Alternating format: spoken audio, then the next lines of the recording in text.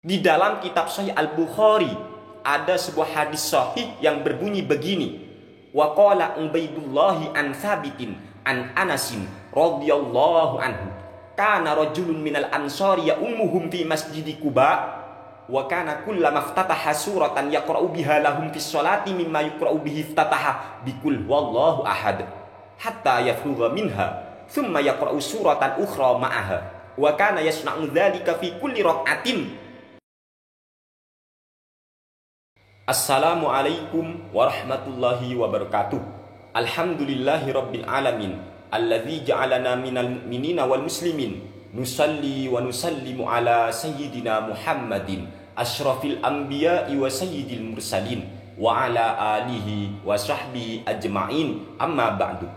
Teman-teman sahabat San'uye yang kami banggakan dan semua para pendengar, semoga kita semua berada dalam lindungan Allah Subhanahu wa ta'ala. Amin ya rabbal alamin. Kami pribadi sangat merasa heran sekali terhadap sikap para Ustadz Wahabi KW yang ceramahnya itu sedikit-sedikit menghukumi bid'ah atau sesat. Sepertinya hukum itu di benak para Ustadz Wahabi KW hanya ada dua macam. Kalau tidak sunnah maka hukumnya bid'ah. Begitulah cara pandang para Ustadz Wahabi KW. Inna lillah. Oleh karena itu tidak aneh apabila Wahabi KW selalu memvonis semua perkara yang hukumnya tidak sunnah oleh mereka dianggap bid'ah. Membaca surat Al-Kahfi pada malam Jumat itu hukumnya sunnah. Orang yang membaca surat selain Al-Kahfi di malam Jumat itu berarti membaca surat yang bid'ah. Begitulah cara pandang daripada Ustadz Wahabi KW, teman-teman. Sungguh pemahaman agama yang seperti ini merupakan pemahaman yang sangat sempit sekali. Para Wahabi KW itu berpikir apapun yang hukumnya tidak sunnah kemudian kok dilakukan oleh seorang muslim, maka para Wahabi KW akan berteriak bid'ah, sesat, masuk neraka. Astagfirullah. Contohnya ya tadi teman-teman, kesunahan di malam Jumat antara lain adalah membaca surat Al-Kahfi. Tetapi kok ada orang Islam yang membaca surat Yasin ataupun surat yang lain pada malam Jumat? Maka para Wahabi KW berteriak, oh mereka itu pelaku bid'ah, mereka tinggalkan sunnah. Inna lillah wa inna ilaihi raji'un. Cara berpikir yang seperti ini kan sangat lucu sekali. Untung mereka para Wahabi KW belum berani membid'ahkan imam sholat Jumat yang membaca surat Al-Ankabut setelah surat Al-Fatihah. Karena yang sunnah adalah membaca surat Al-Jumu'ah ketika melaksanakan sholat Jumat. Untung fatwa yang seperti ini belum keluar dari para Ustadz Wahabi. Seharusnya para Ustadz Wahabi KW itu sudah berani membid'ahkan perbuatan tadi dengan alasan si imam sholat Jumat tidak membaca surat yang dibaca oleh Rasulullah Shallallahu Alaihi Wasallam ketika melaksanakan sholat Jumat. Tetapi kenapa para Ustadz Wahabi KW tidak menghukumi bid'ah? Padahal tidak ada perbedaan di antara orang yang membaca surat Yasin ketika malam Jumat dengan orang yang membaca surat Al-Ankabut ketika sholat Jumat. Kedua-duanya itu sama-sama tidak melakukan sunnah Nabi Muhammad Shallallahu Alaihi Wasallam. Tapi kenapa hukum yang difatwakan oleh para Ustadz Wahabi KW itu kok berbeda? Yang satu dituduh bid'ah, yang satu bukan bid'ah. Ini kan aneh teman-teman ya. Para Ustadz Wahabi KW itu sangat hobi menuduh bid'ah terhadap setiap perbuatan yang tidak pernah dilakukan oleh Rasulullah Shallallahu Alaihi Wasallam. Padahal teman-teman, Nabi nggak seperti itu, para sahabat nggak seperti itu, para ulama salaf pun tidak seperti itu. Di dalam kitab Sahih Al-Bukhari ada sebuah hadis sahih yang berbunyi begini. Wa qala Ubaidullahi an Thabitin an Anasin radhiyallahu anhu. Kana rajulun minal ansari ya ummuhum fi masjidi Quba wa kana kullama iftataha suratan yaqra'u biha lahum fi sholati mimma yuqra'u bihi iftataha bikul wallahu ahad hatta yafrugha minha thumma yaqra'u suratan ukhra ma'aha wa kana yasna'u dzalika fi kulli rak'atin. Ada seseorang yang ketika ngimami sholat di Masjid Quba dia selalu setelah selesai membaca surat Al-Fatihah selalu membaca surat Al-Ikhlas, teman-teman.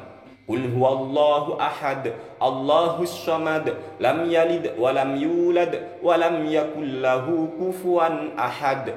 Baru dia baca surat lagi, teman-teman, gitu loh.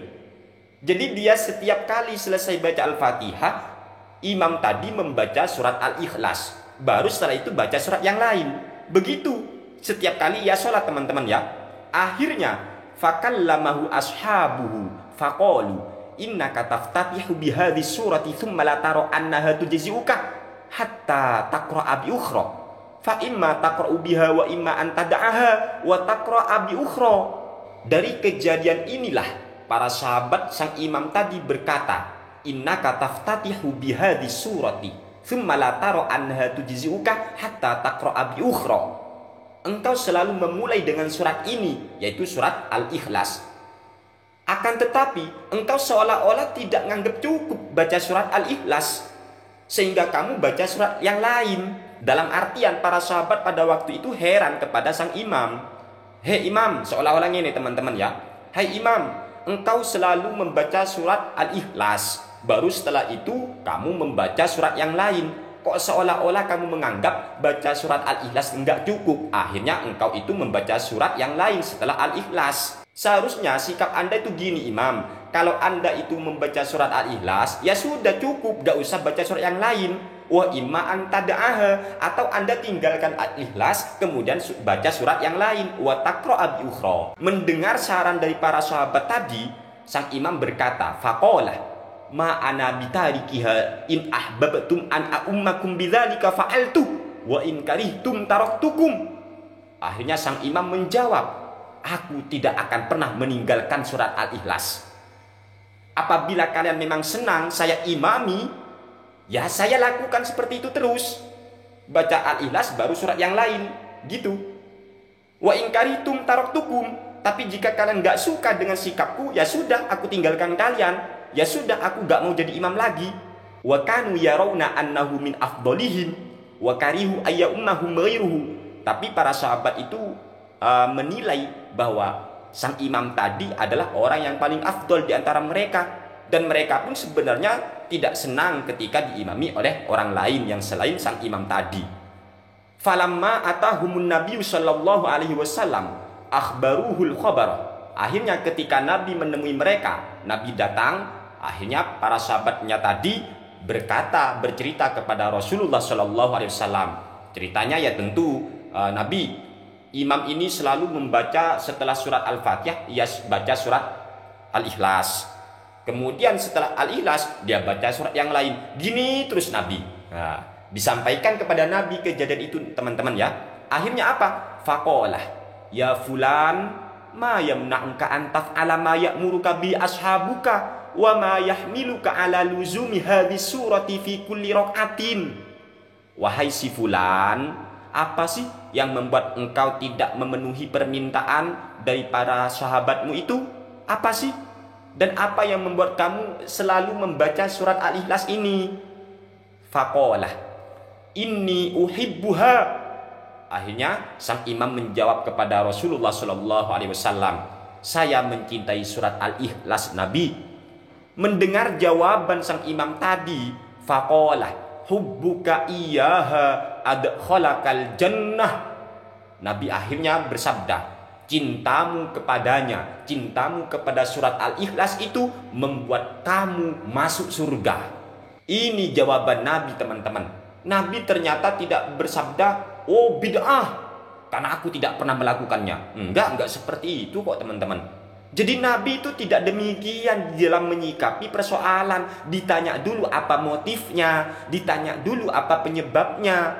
Bahkan di sebelum hadis ini dikatakan begini, wa qala Qatadah fi man yaqra'u suratan wahidatan fi raq'ataini aw yuraddidu suratan wahidatan fi raq'ataini kullun kitabullah.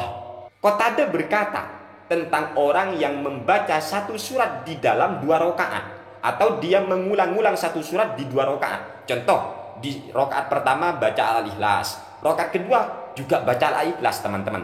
Apa jawaban Qatadah? Kullun kitabullah. Semua itu ya kitabnya Allah, semua itu firman Allah. Lah, gak bid'ah teman-teman.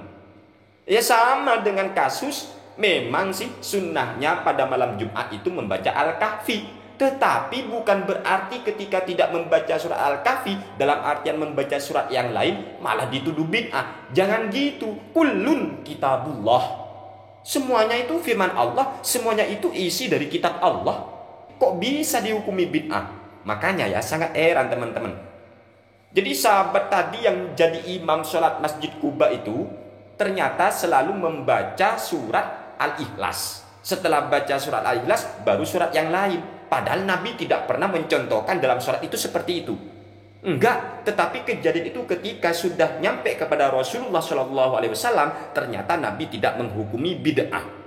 Mungkin Wahabi berkata lagi, loh tapi itu kan ikrar dari Nabi. Perlu diketahui, perlu dicatat. Kejadian ini baru disebut tidak bid'ah, ya. Karena Nabi sudah mengikrarkan. Pertanyaannya adalah, apakah sebelum kejadian ini terjadi, para sahabat tadi menghukumi bid'ah? Kan tidak. Apakah perbuatan bid'ah itu hanya berlaku bagi selain sahabat, sehingga para sahabat itu bebas? Nggak koyok ini, bahkan dawuh Kanjeng Nabi itu kepada para sahabat untuk meninggalkan bid'ah. Man ahdatsa fi amrina hadza ma laysa minhu fawaradun. Itu berlaku juga untuk para sahabat. Tetapi para sahabat itu memahami hadis ini tidak demikian, tidak seperti pemahaman kaum Wahabi. Dalam artian yang tidak pernah dilakukan Nabi langsung divonis bid'ah. Nggak koyok gitu. Para sahabat ngerti, para sahabat tahu. Oh, Nabi membaca surat Al-Ikhlas umpama ya, setelah selesai Al-Fatihah di rakaat kedua, Nabi itu ketika surat Isya membaca surat Al-Ikhlas. Tapi sahabat paham, bukan berarti kalau membaca selain surat Al-Ikhlas itu bid'ah. Enggak koyok ngene. Lah sama dengan Nabi itu menyuruh kita, menganjurkan kita ketika malam Jumat untuk membaca Al-Kahfi.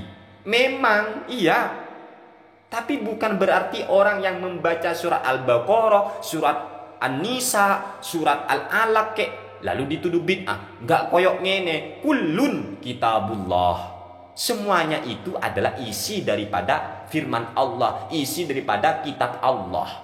Begitu seharusnya berpikir.